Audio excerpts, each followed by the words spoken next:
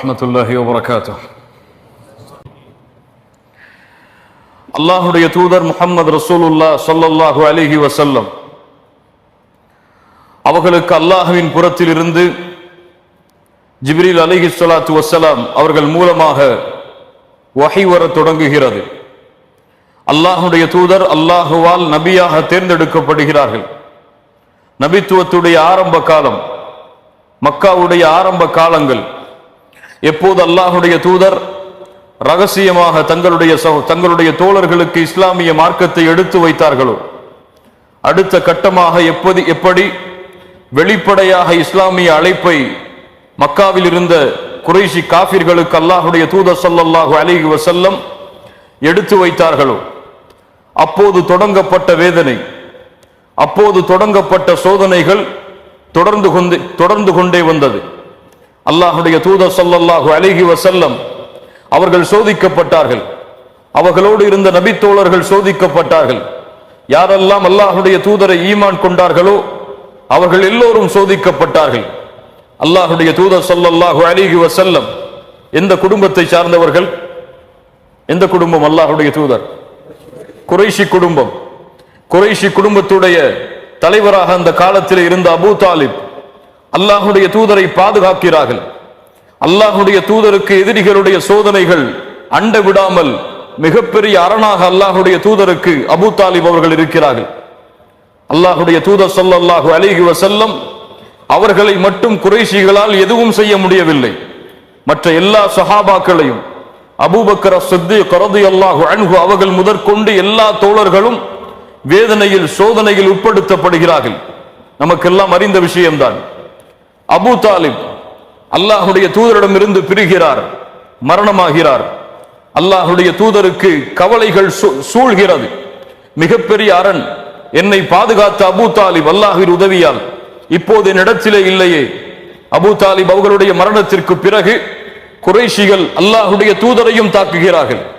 அல்லாஹுடைய தூதருக்கும் வேதனைகளை சோதனைகளை கொடுக்க தயாராகிறார்கள். ஒரு முறை அல்லாஹுடைய தூதர் வீதியின் வழியாக நடந்து சென்று கொண்டிருந்த பொழுது அல்லாஹுடைய தூதரின் மீது மண்ணை தூறி வாசினார்கள், மண்ணை தூறி எறிந்தார்கள். முகமெல்லாம் அல்லாஹுடைய தூதருக்கு மண்ணாகியது, தலையெல்லாம் மண்ணாகியது. அல்லாஹுடைய தூதர் தங்களுடைய வீட்டில் நுழைகிறார்கள். அவர்களுடைய மகள் பார்க்கிறார்கள், என் தந்தையே, உங்களுக்கு இந்த நிலைமையா? உங்களுடைய முகமெல்லாம் மண், உங்களுடைய தலையெல்லாம் மண். முஹம்மது ரசூலுல்லாஹ் ஸல்லல்லாஹு அலைஹி வஸல்லம். சுப்ஹானல்லாஹ். அல்லாஹுடைய தூதர் சொன்னார்கள், என் மகளே, நீ அழாதே, அல்லாஹ் உம்முடைய தந்தையை ரசூலை பாதுகாப்பான். அபூ தாலிப் இருக்கும் வரை என்னோடு இப்படி நடந்து கொள்ளாத இந்த குறைஷி காஃபிர்கள் அபூ தாலிப் சென்றதற்கு பிறகு என்னோடு இப்படி நடந்து கொள்கிறார்களே என்று அபூ தாலிபை நினைவு கூர்ந்தார்கள். சுப்ஹானல்லாஹ். மக்கா புறக்கணித்தது. எம்முடைய உறவினர்கள் வாழக்கூடிய வேறு ஊரை நோக்கி பயணிப்போம். தாயிஃபை நோக்கி அல்லாஹுடைய தூதர் ஸல்லல்லாஹு அலைஹி வஸல்லம் 60 மைல் தூரம் பயணம் செய்கிறார்கள். தாயிஃபை சென்றடைகிறார்கள். பனு தகீஃப், உஸ்ரத்து தகீஃப் கோத்திரத்தார்களை அல்லாஹுடைய தூதர் ஸல்லல்லாஹு அலைஹி வஸல்லம் சந்திக்கிறார்கள். தகீஃப் கோத்திரத்துடைய தலைவர்களை சந்திக்கிறார்கள். தாயிஃபில் அப்து யாலில் வ மஸ்ஊதுன் வ ஹபீப், 3 தலைவர்கள். 3 தலைவர்களையும் அழைத்து அல்லாஹுடைய தூதர் ஸல்லல்லாஹு அலைஹி வஸல்லம் இஸ்லாமிய அழைப்பை எடுத்து வைக்கிறார்கள். அந்த மூவரும் சொன்னார்கள். அதில் ஒருவர் சொன்னார், யம்ருது சியாபல் கஅபா இன் கான அல்லாஹு அர்ஸலக். கஅபாவின் திரையை பிடித்து நான் ஆட்டுவேன், அல்லாஹ் உம்மை நபியாக அனுப்பியதற்கு. சுப்ஹானல்லாஹ்.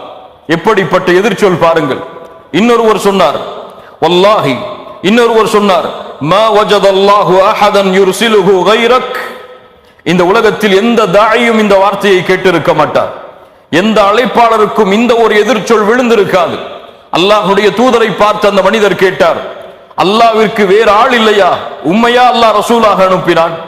சுப்ஹானல்லாஹ். அல்லாஹுடைய தூதரை பார்த்து இன்னொருவர் சொன்னார், உம்மிடத்திலே நான் ஒருபோதும் பேச மாட்டேன். தாயிஃபுடைய மக்களிடத்திலே அழைப்பு பணி செய்கிறார்கள். எல்லா மக்களும் புறக்கணிக்கிறார்கள். தாயிஃபுடைய பயணத்தில் ஒருவர் கூட இஸ்லாமை ஏற்றுக்கொள்ளவில்லை. 10 நாட்கள் அல்லாஹுடைய தூதருக்கு சொல்லால் செயல்களால் வேதனை நடக்கிறது. அதுவும் 10வது நாள் கல்லால் எறிகிறார்கள். மஜ்னூன் வந்திருக்கிறார் என்று சிறுவர்களை கூறி கல்லால் எறிந்து விரட்டுகிறார்கள். அல்லாஹ்வுடைய தூதர் ஸல்லல்லாஹு அலைஹி வஸல்லம் முகமெல்லாம் இரத்தம் மடிந்தவர்களாக தாயிஃபில் இருந்து வெளியே வருகிறார்கள். அல்லாஹ் ரப்புல் ஆலமீன் வானத்திலிருந்து மலக்கை இறக்குகிறான். அந்த மலக்கு சொன்னார், இன்னல்லாஹ கத் சமிஅ கௌல கௌமிக லக் வமா ரத்து அலைக். அல்லாஹ் ரப்புல் ஆலமீன் உம்முடைய சமூகம் உம்மிடத்தில் என்ன கூறியது, நீங்கள் அதற்கு என்ன பதில் சொன்னீர்கள் என்பதை எல்லாம் அல்லாஹ் அறிகிறான். வகத் பஅஸ இலைக மலக்கல் ஜிபால், மலக்குகளுடைய மலைகளுடைய மலக்குகளை அல்லாஹ் இறக்கி இருக்கிறான். நபியே, நீங்கள் என்ன கட்டளை இடுகிறீர்களோ அதை கூறுங்கள், அவர்கள் செயல்படுத்துவார்கள். இந்த இரண்டு மலைகளுக்கு இடையே இவர்களை வைத்து ஒன்றோடு ஒன்றாக இணைத்து விடட்டுமா, கட்டளை கூறுங்கள்.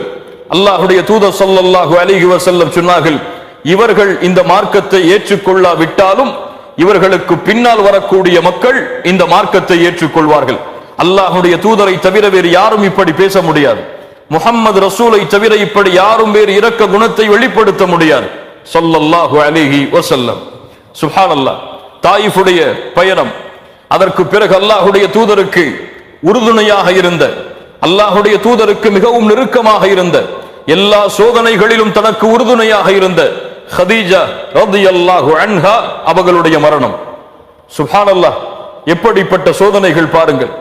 அபூ தாலிபுடைய மரணம், அதற்கு பிறகு தாயிஃபுடைய பயணத்திலிருந்து விரட்டப்படுதல், மூன்றாவது ஹதீஜா ரலியல்லாஹு அன்ஹாவுடைய மரணம். அல்லாஹ்வுடைய தூதருடைய உள்ளம் எல்லாம் நெருக்கமாகிறது. சோதனைகள் அதிகரித்துக் கொண்டே இருக்கிறது. கவலைகளில் அல்லாஹ்வுடைய தூதர் ஸல்லல்லாஹு அலைஹி வஸல்லம் தங்களுடைய நாட்களை நகர்த்தி கொண்டிருக்கிறார்கள். அந்த நேரத்தில் தான் அல்லாஹ் ரப்புல் ஆலமீன், நபியே, இந்த பூமிகளில் உள்ள இந்த மக்கள் உங்களை புறக்கணித்தால் என்ன, வானங்கள் பூமிகளை அரசாட்சி செய்யக்கூடிய உங்களுடைய ரப்புல் ஆலமீன் உங்களை அரவணைக்கிறான், உங்களை சந்திக்க விரும்புகிறான் என்று அல்லாஹ் இஸ்ரா வல் மிஅராஜ் உடைய பயணத்திற்கு அல்லாஹ்வுடைய தூதர் முஹம்மது ரசூலுல்லாஹ் ஸல்லல்லாஹு அலைஹி வஸல்லம் அவர்களை அழைத்து செல்கிறான்.